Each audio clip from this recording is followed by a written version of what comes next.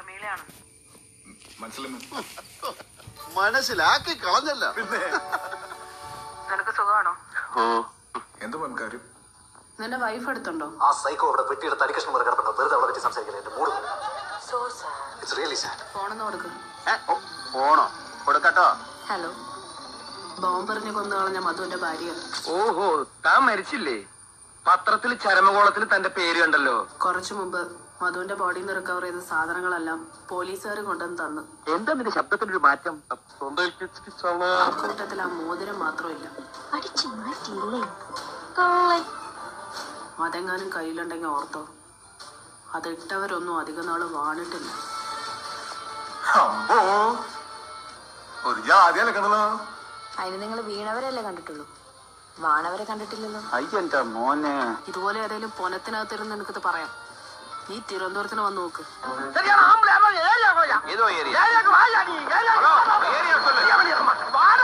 ഞാൻ വരും, അധികം വൈകാതെ തന്നെ.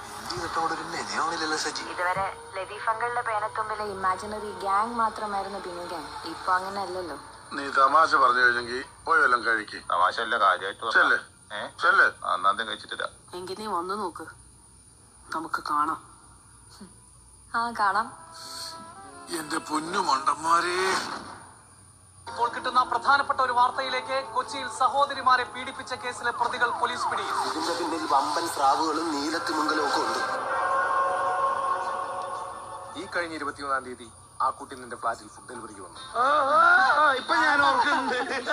അന്ന് നീ ആ കൊച്ചിനെ കയറി പിടിച്ചായിരുന്നു അല്ലേ? പിടിച്ചു ഉമ്മ വെച്ചു. അയാളുടെ പല്ലുകൊണ്ട് പാട് അവളുടെ മുഖത്തുണ്ട്. കാണെങ്കിൽ വാ. അങ്ങനെ പറ്റിപ്പോയി സാറേ. ഇനിയുള്ള കാര്യം പറ സാറ്. കാര്യോ? എന്തൊരു കാര്യം? പറയടാ, എന്ത് കാര്യം? വേണ്ട സാർ, അല്ലല്ലേ സാർ. തന്നില്ല സാറേ. 2 ബൈപ്പാസ് ഒരു ആൻജിയോപ്ലാസ്റ്റി കഴിഞ്ഞിരിക്കുക. അവളെ കണ്ടപ്പോ തോന്നിയ ആഗ്രഹമല്ലേ സാറേ. ഞാൻ ചോദിച്ചു, അവള് തന്നില്ല. ചോദിക്കുമ്പോ അങ്ങടെ എടുത്തു തരാനത് അവലോസുണ്ടേ അല്ല. ഞാൻ ചോദിക്കുമ്പോ അവളൊന്ന് തന്നിരുന്നെങ്കിൽ ഇങ്ങനെ വല്ലതും സംഭവിക്കുക. അവളുടെ അനിയത്തിക്ക് എത്ര വയസ്സുണ്ടെന്നറിയോ നിനക്ക്? അതിന് അവള് കൂടെ ഉണ്ടാവുമെന്ന് എനിക്കറിയില്ലായിരുന്നല്ലോ സാർ. അരവിന്ദ് നിരപരാധിയാണ്. എന്ത് പറയാനാ, പറ്റിപ്പോയി സാർ. പേടിപ്പിക്കല്ലേ, നിങ്ങളല്ലേ പറഞ്ഞത് ഞാൻ സുഖമില്ലാത്ത കുട്ടിയാന്ന്. ലേറ്റ് നൈറ്റിൽ ആളറിഞ്ഞിട്ട് മതി തെളിവെടുപ്പൊക്കെ. പക്ഷെ എന്റെ നോവലിൽ ഇപ്പോൾ ആവശ്യം അപ്രതീക്ഷിതമായ ഒരു ട്വിസ്റ്റാണ്. ഇവിടെ മൊത്തം പോലീസുകാരെ ഉമ്മാർ എന്നെന്തെങ്കിലും ചെയ്യും. ഒല്ലൊന്നുമില്ല. പേടിക്കണ്ട, അച്ഛൻ തൊട്ടടുത്തുണ്ട്. നിന്നെ ആരും ഒരു ചുക്കും ചെയ്യലടാ. ഒന്നും പേടിക്കണ്ട, ഒരു കുഴപ്പമില്ല. ഞങ്ങളെല്ലാം കൂടെ ഉണ്ട്, ഫുൾ സപ്പോർട്ട്. ധൈര്യമായിട്ട് ഞാനുണ്ടല്ലോ ഇവിടെ. ഇനി ഞാൻ കീച്ചാം. സുധീപേ, നീ വേണമെങ്കിൽ അവിടെ നോയിരിക്കും. ഇത് ഞങ്ങളുടെ സാറും നിന്റെ അച്ഛനും തമ്മിലൊരു കളിയാണ്. നല്ല കളിക്കാരനാ. ആ ഓക്കെ. ഇയാൾ എന്തായി പറയുന്നത്?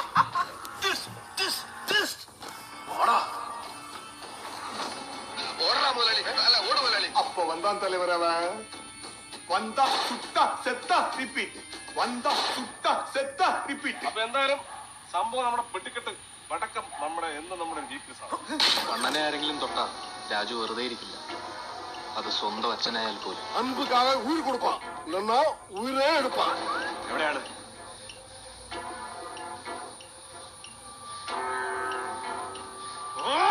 എടാ, പെണ്ണുങ്ങളെ പോലെ അകത്തൊളിച്ചിരിക്കാതെ ധൈര്യമായിട്ട് ആണുങ്ങളെ പോലെ പുറത്ത് ഇറങ്ങി വന്നാലേ കുത്തി മലത്തിക്കളയും നമ്മള്.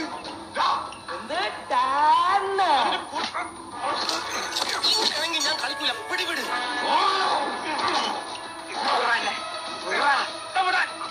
ജീവനി കൊതിയുണ്ട് എന്നെ പറ. അയ്യോ അയ്യോ, വിടേ. അയ്യോ, കുഴപ്പമൊന്നും കാണിക്കരുത്, പറയുന്നതൊക്കെ.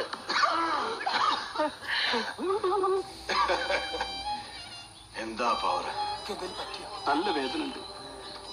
മോശമായി, വളരെ മോശമായി. പോരുന്നു തന്നെ ഇവിടെ എന്റെ മാനേജറാണ്. അമ്മയുടെ പിന്നതയിലൂടെ ഇരിക്കുന്നേ. നിനക്ക് വേണ്ടി സ്വന്തം അച്ഛനെ തല്ലാൻ പോയതാണ് ഞാൻ. ഇതാണ് എനിക്ക് തരുന്ന കൂലി. അടിച്ചവന്മാര് മുഖം മൊബൈലിന്റെ ഫേസ് ഡിറ്റക്ഷൻ വർക്ക് ചെയ്യാത്ത കോലത്തിലാണ്. ചിരിക്കരുതേ.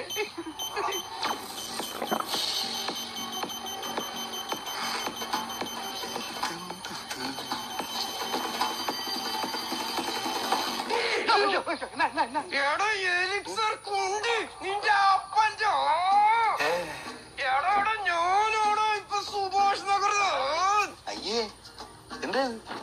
ദേഷ്യം വന്നാ പിന്നെ കോപോരിക്കും പിടിച്ചാ കിട്ടൂല. എന്താ ഇതുപോലെ ഭക്ഷണത്തിന്റെ കൊണ്ടാ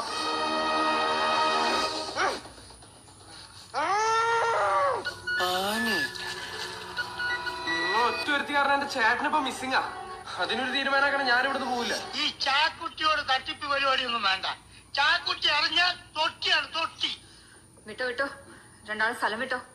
എനിക്ക് അവനെ പറ്റി സംസാരിക്കാൻ തന്നെ താല്പര്യമില്ല. എന്നാ നമുക്ക് ശ്രീലങ്ക കരാറിനെ പറ്റിയും സൗദി അറേബ്യയിലെ കൂട്ടക്കൊലയെ പറ്റി സംസാരിക്കാം. എന്താ നിന്റെ ചേട്ടൻ എവിടെയെങ്കിലും പോയി ഞാൻ എന്ത് ചെയ്യാനാണ്? ചാവട്ടോ അവനൊക്കെ. ഇറങ്ങി പോടാ. എന്റെ അടുത്ത് വെളിച്ചെടുത്തിട്ടില്ല. കാലുമണിക്കടിച്ച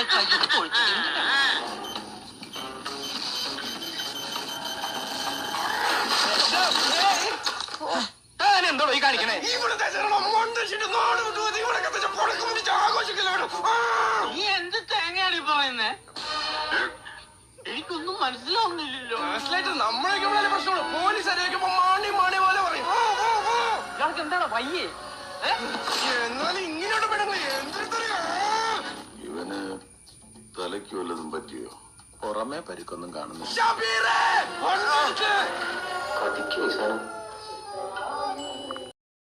സാറേ, ഇവരിടയിൽ ഒരു സംസാരം കേട്ടപ്പോ എനിക്ക് ശരിയാൻ തോന്നി. എന്താണ് കാര്യം? സാറേ, ശങ്കറിന് സാറിനോട് എന്തോ പറയാനുണ്ട്. ശരി, പറഞ്ഞോളൂ. ഞാൻ കേൾക്കാൻ കാതോർത്തിരിക്കാം. എന്താ ശങ്കര? ഇയാളെന്താ ഇന്ന് വേർക്കുന്നത്?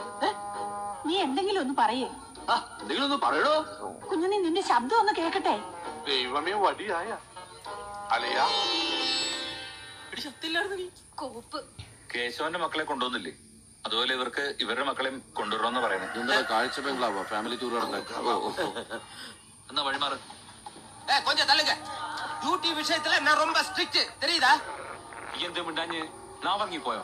എടാ ഞാൻ ചോദിക്കാൻ വേണ്ടി വരുമല്ലായിരുന്നോ? അയ്യോ, എന്നിട്ട് എന്ത് പറ്റി? ഇവനിടെ കയറി പറഞ്ഞു വില കളഞ്ഞില്ലേ? പ്രഭാകരേട്ടന് വീട്ടില് വിലയില്ലെങ്കിലും നാട്ടില് പുല്ല് വിലയാ. എടാ, നീ ശരിക്കും ഗ്രാമത്തലനെ കൊന്നാണ്? അതെന്താ സുമേഷ് അങ്ങനെ പറഞ്ഞേ? അതോ വല്ലവരും ചെയ്ത കുറ്റം ഏറ്റെടുത്തിട്ട് ജയിലിൽ പോയതാണ്? പൊന്നനിയ പാക്കി എത്തിക്കൊണ്ടിരിക്കുമ്പോ ഒരുത്തം വന്ന് കത്തിപ്പുറത്ത് വീണതാ. അത് ആളുകളെല്ലാം കൂടി ഞാൻ കത്തിയോണ്ട് ഉത്തിനാക്കി മാറ്റി. അവന്റെ ഒരു മീശ കോടതി വെച്ചല്ലോ. എനിക്കത് മതി. ഈ മന്ത്രി കൊളവാക്കുമെന്നാ തോന്നേ. എന്തായിരുന്നു നീ എന്നോട് പറഞ്ഞത്? ഷേക്സ്പിയർ നാടകങ്ങൾ അനുസ്മരിപ്പിക്കുന്ന പ്രകടനം കാഴ്ചവെക്കുമെന്ന്. വലിയ എക്സ്പീരിയൻസ് ഉള്ള ഒരു ആർട്ടിസ്റ്റ് ചെയ്യേണ്ട ഒരു വേഷമാണ്. അയ്യന്റെ മോനെ, ഞാനാദ്യം ഞെട്ടിപ്പോയി. അപ്പം എന്റെ വിചാരം ചെറിയ എന്തെങ്കിലും വേഷമായിരിക്കും ചെയ്യണേ. നിന്നെ കൊണ്ട് അതിനെ കൊള്ളാവൂ. ഇതിന് ഡയറക്ടർ സക്കീർ മഠത്തിൽ ഇവിടുത്തെ പണി പോയി. അപ്പൊ എന്റെ ഒരു ഇത് വെച്ചിട്ട് നോക്കിയിട്ട് എനിക്കത് വിൻ ചെയ്താൽ ഓക്കെ ആകും എന്ന് എനിക്ക് തോന്നി. എടാ, എന്റെ അമ്മയാണ് സത്യം. ഞാനാ കൊന്നത് ഈ കൈ കൊണ്ട് വെടിവെച്ച്. കള്ളം പന്നി.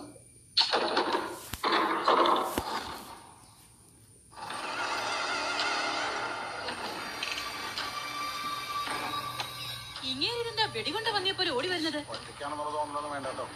ആന്റണി നിന്റെ കാര്യത്തിൽ ഒരു കുറവും പറ്റി. അച്ഛൻ ഇടവേലയായിരുന്നു നോക്കിയാൽ. അല്ല, ഞങ്ങളെ കുടുംബത്തിൽ കയറി തീരുമാനം. ഇവിടെ ഇങ്ങനെ ചുറ്റിക്കറങ്ങളൊക്കെ ഇനി എന്നോട് ചോദിച്ചിട്ട് മതി. ഇനിയിപ്പൊ ഞാനുണ്ട് ഇവരുടെ കാര്യങ്ങളൊക്കെ നോക്കാൻ. ഞാനേ ഇവിടെ ചെറിയ കൈമ പിടിക്കേ. കാല് പിടിക്കണം.